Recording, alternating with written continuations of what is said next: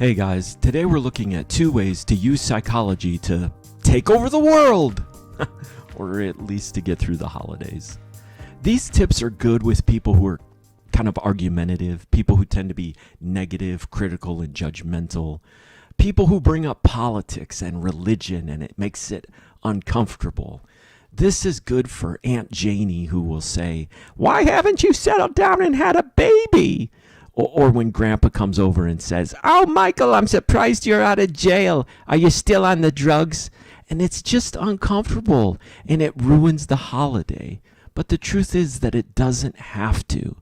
So the first tool that we're going to use is this.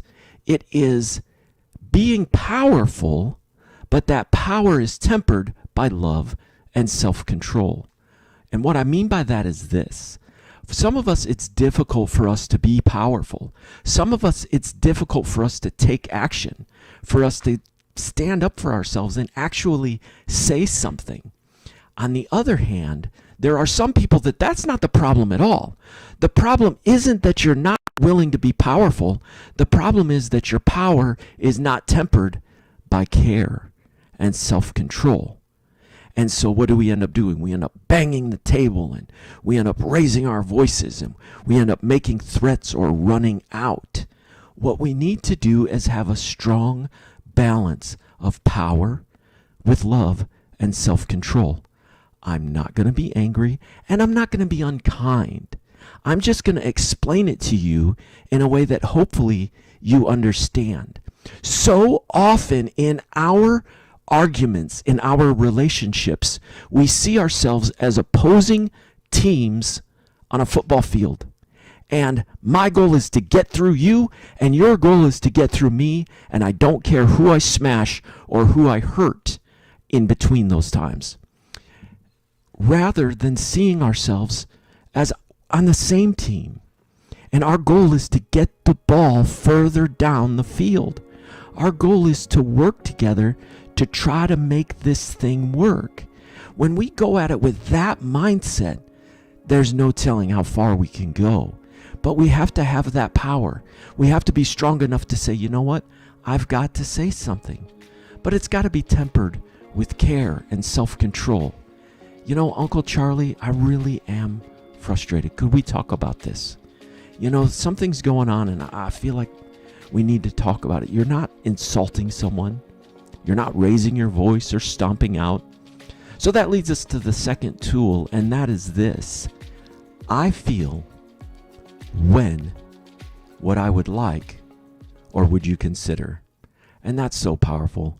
Simply say, I feel frustrated when my past is brought up because I'm really trying to learn and grow and that's not who I am anymore. Or I feel hurt when my past is brought up. Almost seems as if you're attacking me.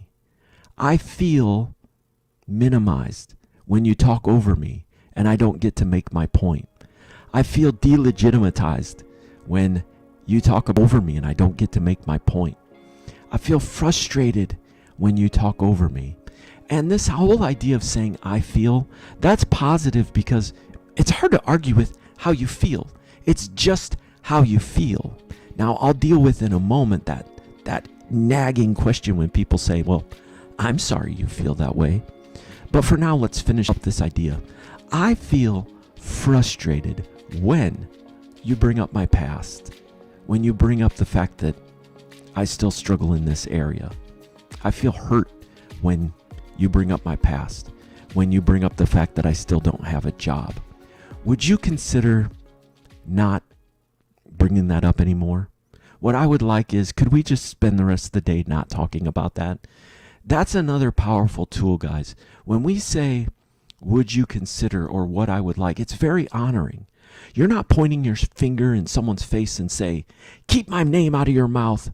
You're not pointing your finger at someone and demanding, you need to knock that off. Rather, it's very caring. You're using self-control. Grandpa, this is what I would like. Honey, this is what I would like. Your sister, this is what I would like. Or better yet, would you consider? When you ask someone, would you consider, what you're saying is, I know that I don't have control over you. I'm trying to give you my point of view, and I'm wondering, would you consider changing this? Guys, these are two powerful tools that we can use psychology to actually get through the holidays in a happy way. My hope is that this has been a blessing and an encouragement to you. I would love to see in the comments below, what are some ways that you deal with negative, critical, and judgmental people in the holidays? And here's a bonus tip. What happens when someone says, "I'm sorry you feel that way"? Here's a simple thing that you can say that's so powerful. You don't have to apologize for my feelings. You don't have to apologize for my feelings. I own that. You only have to apologize for your part. That can be so powerful. You don't have to apologize for my feelings. I own that. You might apologize for bringing up my past. You might apologize for being rude. You only have to apologize for your part. Guys, I hope that's helpful. And until next time, God bless you. I love you. And be well.